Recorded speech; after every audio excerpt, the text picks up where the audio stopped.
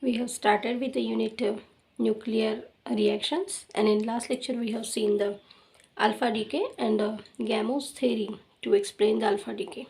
So in this lecture we are going to see what is this beta decay. So generally what happens, we have seen this NZ graph. So this is a number of neutrons, this is a number of protons, and this is a line at which this n is equal to z. But this n is equal to z is true for only few nuclei.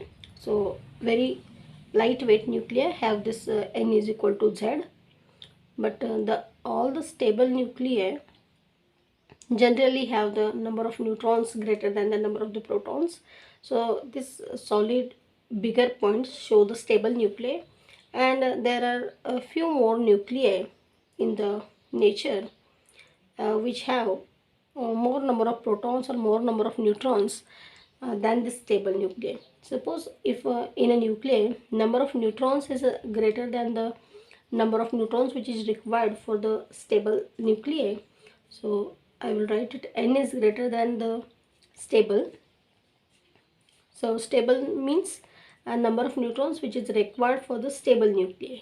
Okay, so for example this nuclei, so this dots, so on the left hand side of the this stable nuclei, these points have more number of neutrons than the which are required for the stable nuclei. On the right hand side, the nuclei will have more number of protons which are required for the stability of the nucleus.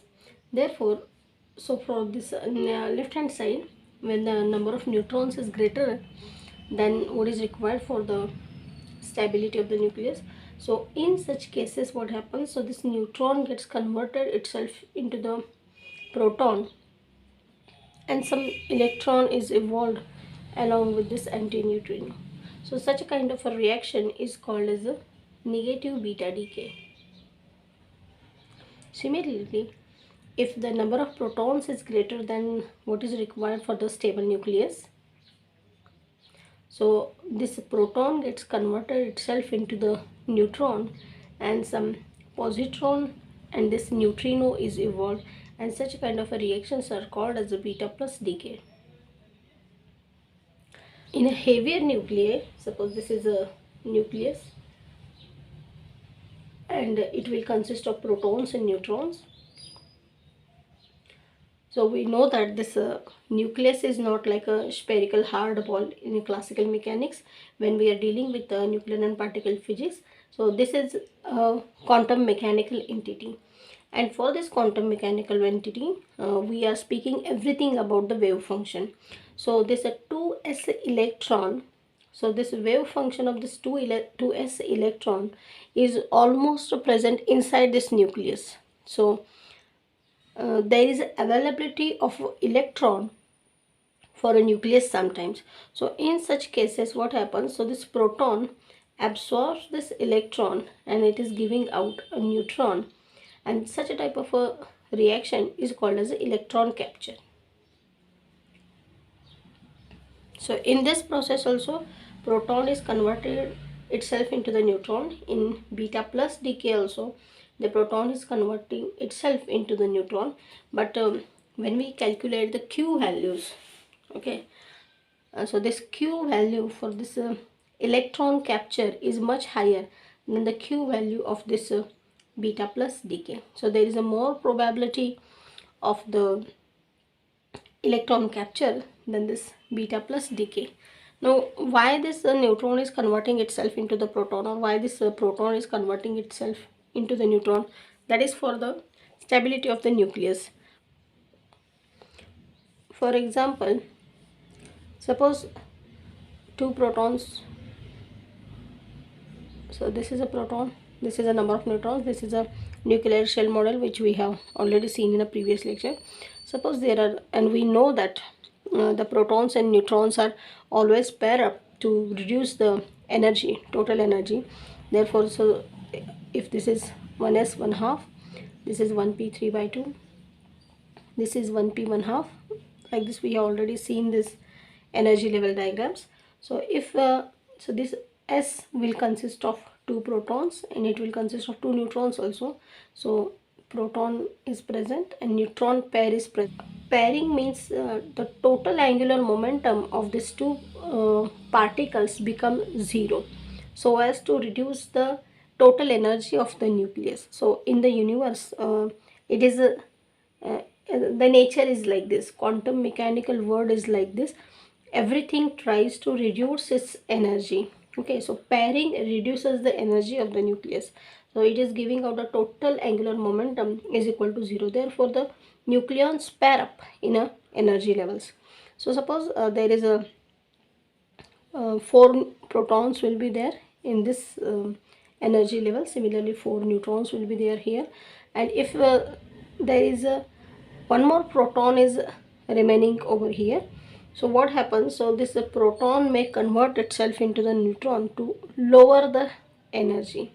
Okay, if the number of protons is greater than what is required for the stable nuclei, so it may get converted into the neutron, or if the more number of neutrons are present, so it may also get converted to the proton. Yes, but the requirement is the lower energy level should be available for this nucleon, whether it is a neutron or proton. So I can represent this beta decay as, suppose x z a, there is some parent nucleus, so it will get converted into the y. So neutron is converting itself into the proton, so it will become z plus 1, a will be there, plus this electron plus this anti-neutrino. So this is called as a negative beta decay. Similarly, this positive beta decay can be represented by y. So this proton is converting itself into the neutron, so the proton is reduced, so I can write this z minus 1 a plus this positron plus this neutrino. So this is a positive beta decay, and this x z a plus this electron, it is giving me out y z minus 1 into a. So this is called as a electron capture. If we study the Q values of all these three reactions, so we have already stated that this Q value for the electron capture is much greater than this Q value of the beta plus decay.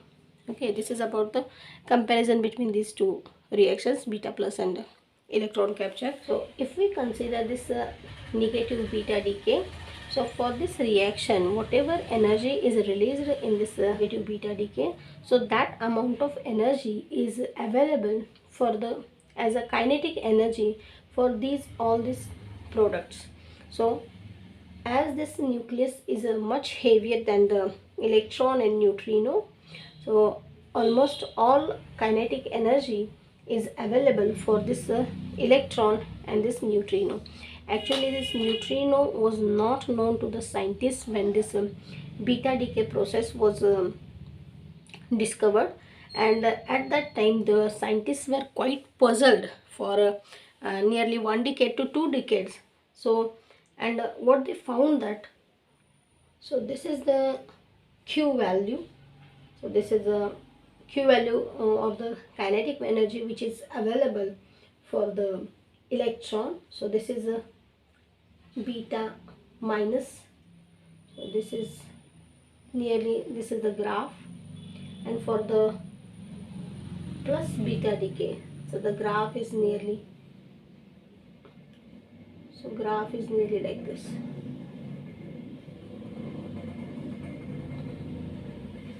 So here it is nearly 0.5, or I will write it as a 500 keV, and this is nearly 600 keV. So this is the Q value, and this is the number of positrons, and this is the number of electrons. So when this negative beta decay was studied, so every time the same reaction was carried out, the Q value which was evolved in this reaction was different, and it was not discrete, it was having the continuous distribution, and the graph was shown like this. Okay, so the Q value which we have calculated by using this mass defect, so that was nearly equal to 500 kV for this reaction. So 500 kV, so this is the Q value which was calculated by using this mass defect relation. When the same reaction was carried out many times, so for example, sometime the electron was found to have the kinetic energy of nearly 100 keV. Here it will have the 200 keV. So the reaction, so where the rest of the energy is going on, if the electron is having 200 keV or 100 keV, so many times it was found that the electron was having less energy than what it was expected. Similarly, when the beta plus decay process was studied, so they also found that this positron will should have, or it must have, the kinetic energy of the 600 keV. But there was also a continuous distribution of the positrons as shown in this graph. Now if the positron is at this point, so it may have nearly 400 keV. So where the remaining 200 keV is going on. So this was quite puzzling for the scientists for nearly a decade. Okay, and after that the scientists gave the neutrino hypothesis. I'll write it here.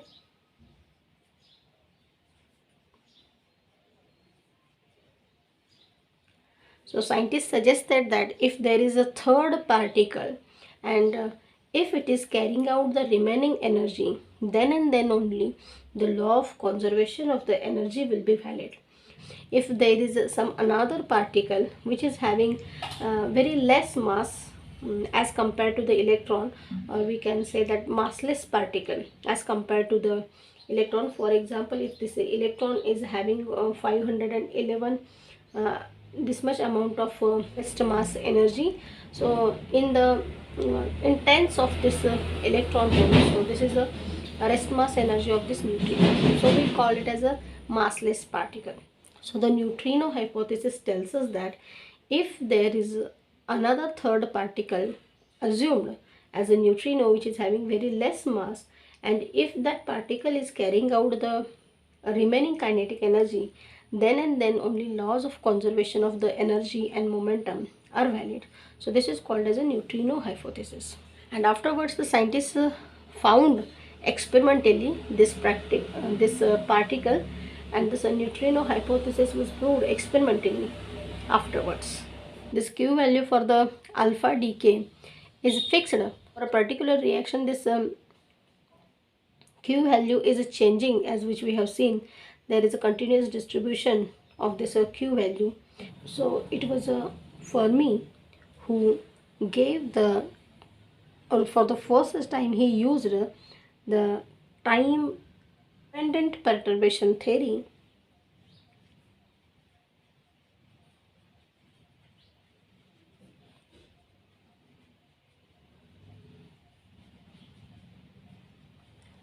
to explain the nature of this beta decay Q distribution. So which, if suppose this is psi I is the initial wave function and this is psi f is the final wave function. So we know that in quantum mechanics, if we are representing any particle, so that is given by a wave function psi I. So this psi I is the initial wave function and this psi f is the final wave function of the nucleus. Psi I is the initial wave function of any nucleus out of which the particle is converting into neutron to proton or proton to neutron, and psi f is a final wave function of the nucleus after the beta decay. So this is a style of the quantum mechanics to write the particle in form of a wave function. Probability of a transition of this initial wave function to the final wave function is given by lambda is equal to 2 pi upon h hfi square into this d E0. So where this HFI, it is a Hamiltonian operator, or it is also called as a interaction Hamiltonian. This DE0, or this is not D, this is PE0. So this is the probability of the or the density of the states. So this is a PE0 is the density of the states at the final energy. So in this reaction, so this is Hamiltonian HFI, so that is given by G into integration of this psi F star, phi E star and phi of antineutrino star into this psi R D3 into tau, nothing but the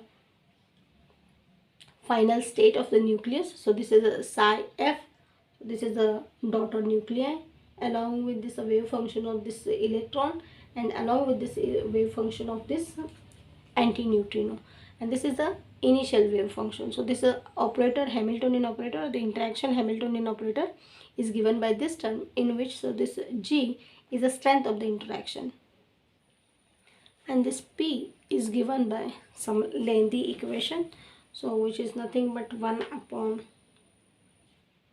dE0 d3PE upon h cube into V into this dP, this is electron, this is antineutrino, upon h cube into V.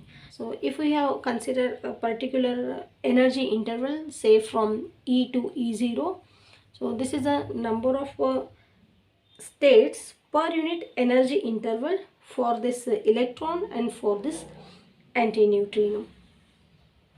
So if we put the value of this into, actually this cannot be put directly because this is the total volume, so we cannot take this equation 1 directly because this is over the total nuclear volume and only few states are allowed. So this equation will get convert itself into, I'll write this as a G upon V into MFI, which is G upon V integration of, so this is psi star F will remain constant. So this tau is a particular volume for, so this is a volume for the only allowed state. Okay, now if we call this as a equation 3 and this is equation 2, and if I put these two values in this equation, I will call this as equation I. So we are getting some lengthy expression, so that will be the transition probability d lambda 2 pi q G square into this MFI square divided by h raised to 7 c raised to 4 p c, so this is e square into that e0 minus e square into this dPe. We are taking the energy interval from e0 to e. So a lot of assumptions and a lot of point interactions are considered in this reaction, but this is overall how the Fermi for the first time used this time dependent perturbation theory for the beta decay. So this was during the development of the quantum mechanics, and still we are using the same Fermi time dependent perturbation theory for this beta decay. This is also called as a Fermi golden rule.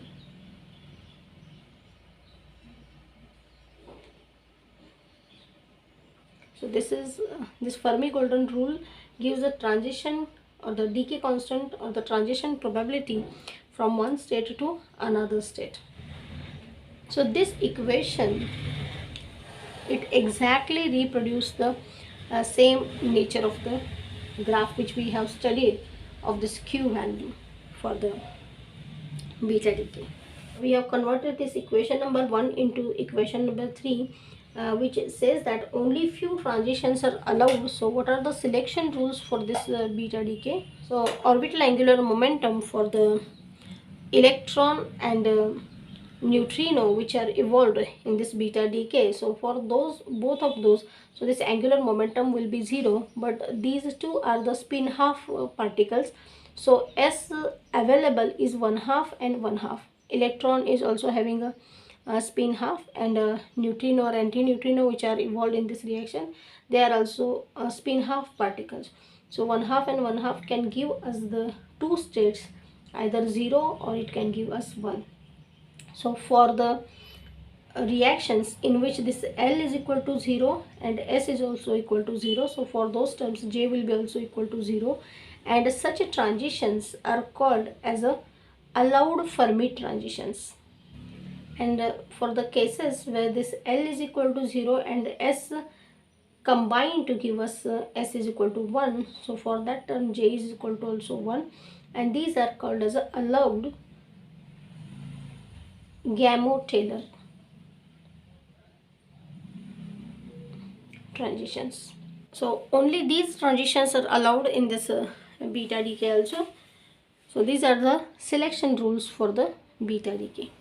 So the moral of the story is few nuclei which are having more number of neutrons or more number of protons than which are required for the stable nuclei.